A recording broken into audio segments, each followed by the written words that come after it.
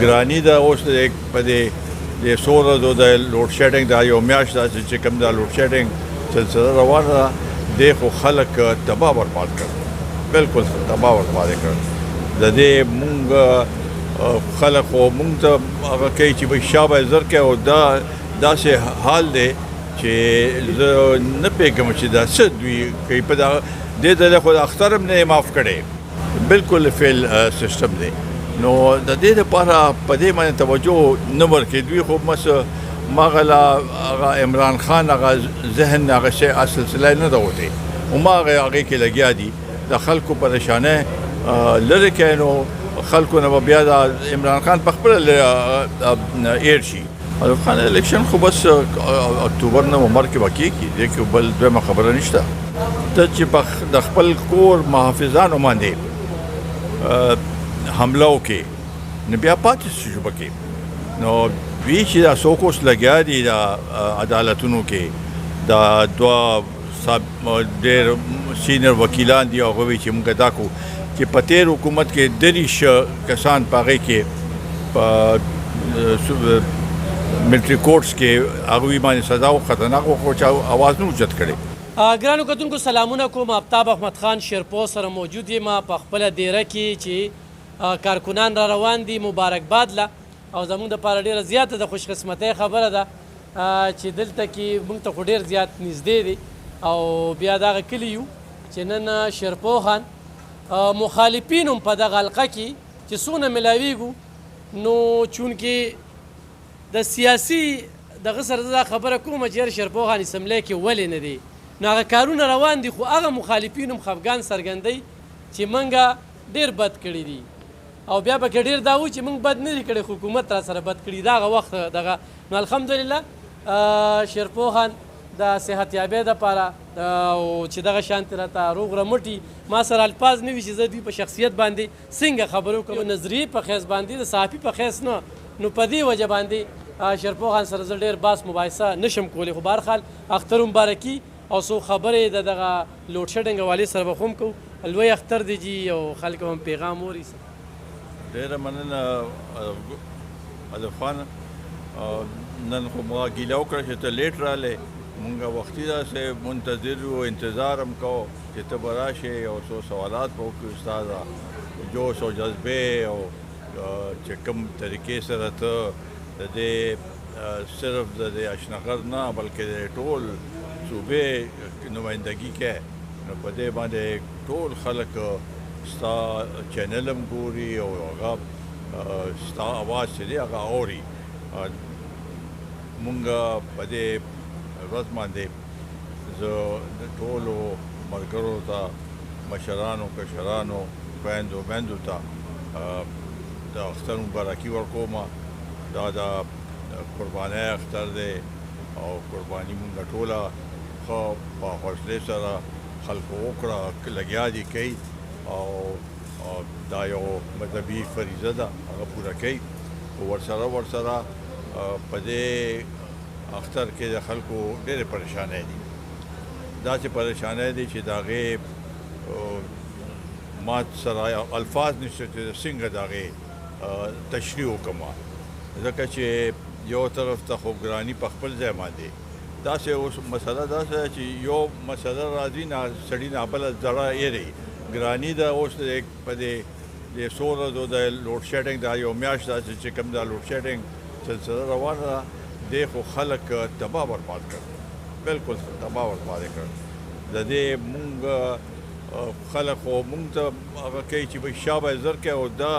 داسې حال دی چې زه نه پوهېږم چې دا څه دوی کوي په دې ځای خو د اختر هم نه معاف کړی اختر په ورځ مهرباني دام نه کړ چې یو څو غنټې بجلی را پرېږدي چې خلک اختر مبارکي وکړي حلاله وکړي دا ټول دې دپاره هم نه دی پرېښی نو زما په خیال اوس کو دا صورتحال وي نو به دې دا اوس په صرف په خبرو باندې نه کېږي دا به عملي اقدامات اخیستل غواړي نو بیا به چېرته دا خلک چې دي دوی به راویښ شي خو د ملک کو یو طرف ته دا خلک د IMF خبره کوي، د ګرانۍ خبره کوي، د بېروزګارۍ خبره کوي، خو هلته دا کم از کم دا بجلی او دا خو ټیک کې کنه ګیس هم نشته، په دې ګرمیانو کې هم ګیس نشته، نو ډېر پریشانی ده. دا زمونږ نه کم از کم دا برداشت کېږي نه، دا خلک چې کم وینو او هغوی ما ته پته فریاد هم راته غریبانان نه کوي، خو مونږ ته پته چې د هغوی زړه کې څه خبره ده. شیرپور خان تمه درنه ساتي چونکې تاسو هم د PDM حصه یې، نو په دغه وجه باندې حکومت چې کوم دی ناکامي کوم ځای کې ده چې دومره لوی لوډ شیډنګ په دومره غټه سطح باندې ناکامي اوس سیستم یې بالکل فیل شوی دی، نو اوس نور سړی څه ووایي، بالکل فیل سیستم دی. نو د دې لپاره په دې باندې توجه نه ورکوي دوی، خو بس ماغه هغه عمران خان هغه ذهن هغه شی سلسله نه ده وتی، هماغه هغې کې لګیا دي د خلکو پریشانۍ لرې کوي، نو خلکو نه به بیا د عمران خان په خپله ایر شي، او چې تاسو هغه طرف ته لګیا یې او دې خوا دا لوډ شیډنګ او دا ګراني همدغه شي، نو حالات به مزید خرابېږي. په دې کې اوس دویمه خبره نشته، مونږ ټیک ده PDM یې صحیح، خو دا حکومت کې خو داسې واضح طور باندې مونږ نه یو چې چا پکې څوک ناست دي هغوی او خاص کر د بجلی والا کو وزارتونه دي کو هغه دي، نو شهباز شریف صاحب خو ورته څو ځله ووایي چې بھئی دا لوډ شیډنګ کم کړه، خو کوم ځای کمیږي، یو هغې کې هم نه کمیږي، نه دا بیا بیروکراسي هم دغسې ده، او چې دا د پاس نه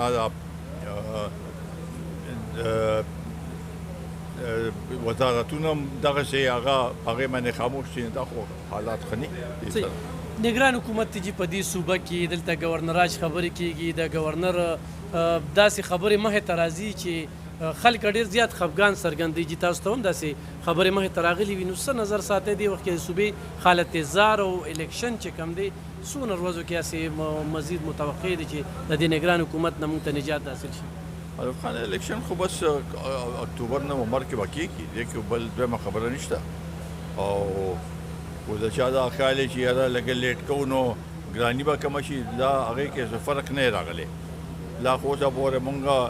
دواګانې کوو چې دا د 2-3 ورځو کې IMF والا مسله حل شي، نو الیکشن به په نومبر کې کېږي، کو اکتوبر اخري یا نومبري په دغه کې به الیکشن کېږي. په صوبې والي سره چې ګورنر والي سره ډېر زیات داسې خبرونه راځي مخې ته؟ ګوره دا اوس د بعضې پارټو مونږ په دې باندې کې نه راځو چې بعضې کسان یو خبره کوي، بعضې بله خبره کوي، او مونږ به دا وایو کم از کم چې دا نگران سیټ اپ چې راغلی په کار دا دی چې دوی خپل یو صحیح سمت کې خپل لاره تعین وکړي او هغې باندې کار وکړي او د الیکشن دپاره فضا چې ده هغه سازګاره کړي.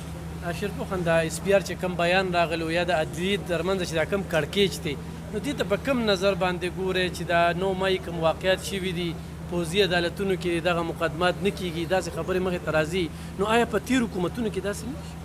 په تېر حکومت کې به شوي دي. ګوره دې ته دا 9 تاریخ 14 مۍ او 10 نو دا خو د تاریخ یو سیاه ترین ورځ وه، داسې ورځ وه چې دا اوس ته چې د خپل کور محافظانو باندې حمله وکړې نو بیا پاتې شو پکې، نو دوی چې دا څوک اوس لګیا دي د عدالتونو کې، دا دوه ډېر سینیر وکیلان دي، هغه وایي چې موږ دا کوو چې په تېر حکومت کې 30 کسان په هغې کې په ملټري کورټس کې هغوی باندې سزا و خطرناک و، خو چا اواز نه اوچت کړی. دا خو اوس یو داسې حالات دي هنګامي، یو داسې حالات دي چې دې کې مونږ دا غواړو چې سر نه واخله تر لاندې پورې چې څوک پکې ملوث دی چې هغوی ته سزا میلو شي. دا یو قومي فریضه ده ورسره چې په دې باندې کار وشي، او دا خلکو چې څوک پکې هغه دا ډېر د قوم سره ظلم کړی. کو تاسو وګورئ دې کو دا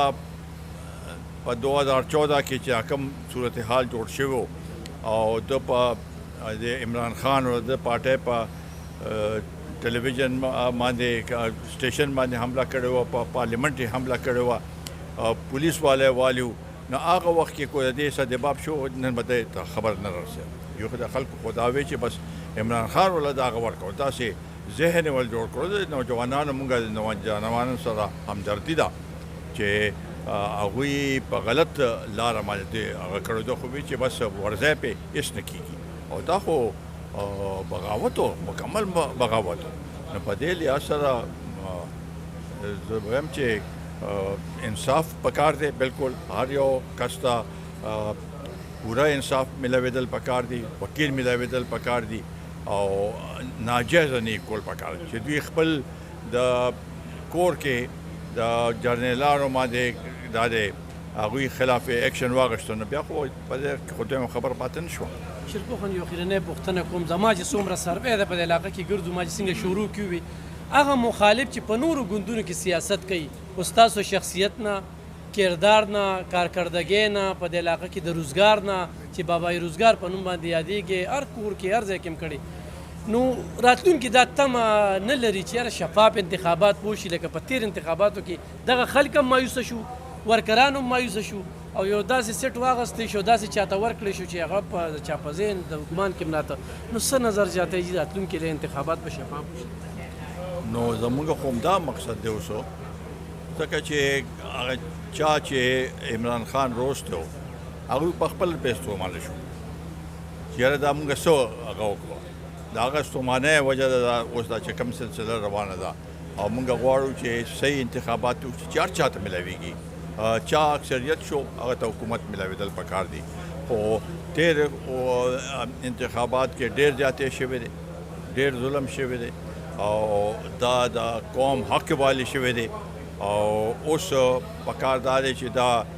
نوجوانان هم دا محسوس کړي او مشران هم دا محسوس کړي چې یاره چې کم مخکې د قوم حق والی شوی دی چې دې له د هغې سدباب وکړي او په صحیح معنو کې الیکشن وشي. کارکنانو ته به څه پیغام ورکوي الیکشن تیاری دپاره د خلکو؟ زما په خیال اوس یو خو حوصله دې وکړي، او لږ میدان ته دې روزي، کور په کور دې وګرځي، او هر یو د عوامو خدمت کول پکار دي چې دا څه مسلې دي د هغې کې تګ و دو کول پکار دي. اوس د ناستې وخت نه دی، د کور کې د ناستې وخت نه دی. دا د مستقبل دپاره جدوجهد دی، د مستقبل د نوجوانانو مستقبل، د دې صوبې د ترقۍ مستقبل،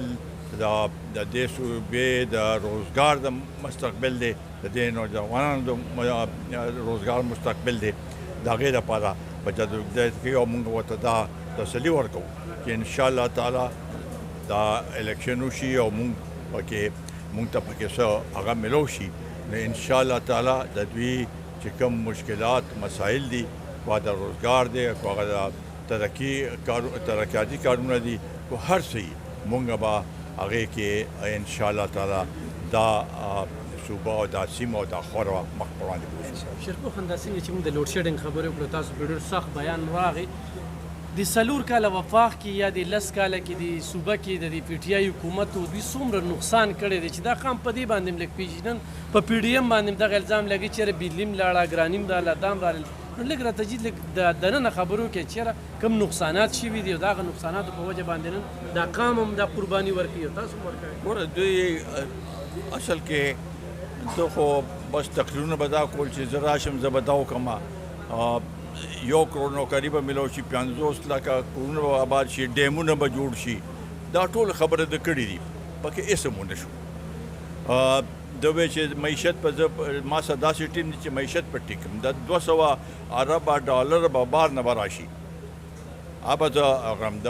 بیروني ملکونو کې چې څومره خلک دي هغوی به پیسې رالېږي، هېڅ ونه شو، هېڅ هم ورسره نه و. د هغې نتیجه دا وشوه چې ده خو دا شی بس هغه واغېسته چې یاره زه بس حکومت کې ما بس ما څوک لرې کولی نه شي. ته بیا خپل بچاو دپاره کړی دی، د عوامو د فلاح و بهبود دپاره کار نه یې کړی. کو آی ایم ایف سره چې کوم معاهده کړې وه هم غلطه وه، په هغه وخت کې ډېره سخته وه. بیا د هغې معاهدې نه انحراف وکړو، هغه زمونږ پوزیشن د پاکستان پوزیشن پې خراب شو، او اوس هغه واپس په خپل هغې باندې راوستل اسان کار نه دی. نو په دې لحاظ سره اعتماد زمونږ په بیروني ملکونو کې خراب شو. د بیروني ملکونو کې زموږ تعلق خراب کړو. هغه ملکونه چې زموږ ته ډېر نږدې وو هغوی سره تعلق په هغې باندې متاثر شو. نو دا ټول شیزونه چې راغونډ کړي نه پته لګي چې یاره دا 4 کاله داسې شو چې په هغې کې بجای د دې نه چې هغه مخکې لاړ شي ملک هغه وروسته روان شو. ډېره زیاته مننه جي. ګرانو کتونکو آفتاب احمد خان شیرپور سره دغه خصوصي خبرې یقینا خو یو سیټ ورته میلاو شي. ګوره د انټرنل منسټر و دلته کې د داخله په زرګو خاندانونو ته نوکرۍ ورکړي خو چې څوک روزګار ورکوي. د بجلو وزیرو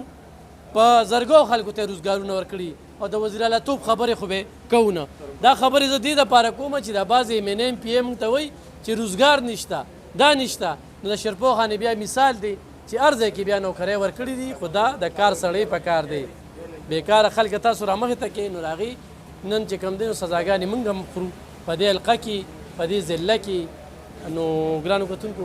دغه څو خبرې مې سره کول انشاءالله بیا به خبرې ترې کوو. د دې حلقې خلکو ته مې دا خواست دی چې خپل مشر له قدر ورکړي، یعنې بیا به افسوس کوي.